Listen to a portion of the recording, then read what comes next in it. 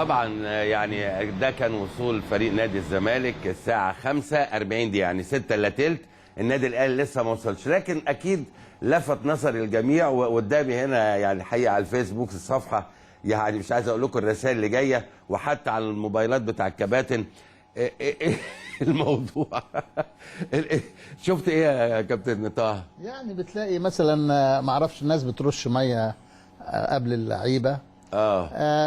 ليها فيها افكار ان ممكن تكون هذه الميه بتبطل سحر معمول لهم قبل ما يعدوا على هذه الارض، على المكان ده. ممكن يكون هم مفكرين ان هيمشوا على هذه الارض هيحصل لهم حاجه، فبيرشوا ميه قبل ما يمروا، قبل ما الفرقه تعدي، قبل ما تعدي تبطل اي سحر. ده يعني دي المعتقدات. وللاسف يعني لحد دلوقتي واحنا في هذا القرن وفي ناس